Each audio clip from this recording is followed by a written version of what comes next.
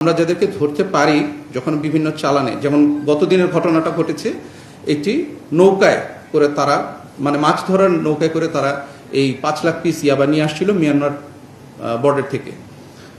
তো এই ঘটনাগুলো যখন ঘটে তখন আমরা যাদেরকে ফিল্ডে আটক করতে পারি, মাঠ পর্যায়ে যাদেরকে আটক করি, তারা কিন্তু একেবারেই মানে কি বলবো রুডিমেন্টারি লেভেলের অপরাধী। তারা মাঠে কাজকর্ম করে এই অপরাধের সাথে সংশ্লিষ্ট হয়, আমরা তাদেরকে ধরি।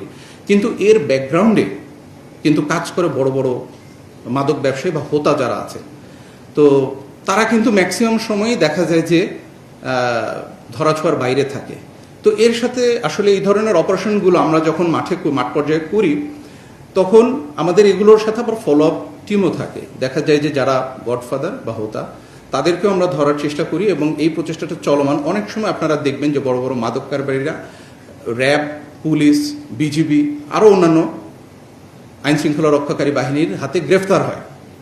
তো এই তারা কিভাবে গ্রেফতার হয়, তো আমরা যখন মাঠ পর্যায়ের একজন আসামিকে গ্রেফতার করতে পারি তার থেকেই তথ্য নিয়ে পরে আরও যাচাই বাছাই করে অন্য কার কার এর সাথে সংশ্লিষ্টতা আছে সেগুলো খুঁজে বের করে তখনই আমরা বড় আসামিদেরকে, র্যাব কোনো রকম অন্যায়ের করেছে কিনা বা কোনো অন্যায়ের সম্মুখীন হয়েছে কিনা এটা আপনারাই বলতে পারবেন। আমি যদি বলি র্যাবের কর্মকর্তা হিসেবে সংখ্যাটা 0। এইরকম কোনো প্রেশার আমরা কখনো পাইনি এবং এই হিসেবে আমরা কোনো অন্যায়ের সাথে র্যাব সংশ্লিষ্ট হচ্ছে না।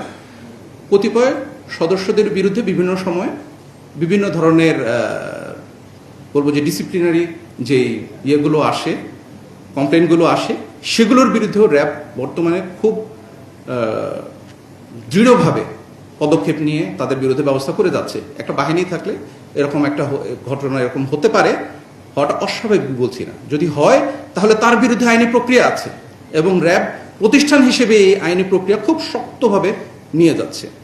তাই আমরা বর্তমানে বলতে পারি যে আমাদের কাছে বর্তমানে এই ধরনের কোনো রকমের রাজনৈতিক প্রেশার নেই এবং গত জুলাই আগস্টের পর থেকে র্যাব এই ধরনের মানবতা বিরোধী কোনো ধরনের কাজে সংশ্লিষ্ট হয়নি। কোনো ধরনের অস্ত্র যদি আমাদের নজরে আসে আমরা তো আইনি বা প্রক্রিয়া গ্রহণ করবই, যেহেতু আপনারা জানেন যে অবৈধ অস্ত্রের বিরুদ্ধে র্যাব এ পর্যন্ত বেশ ভালো অর্জন দেখাতে পেরেছি আমরা।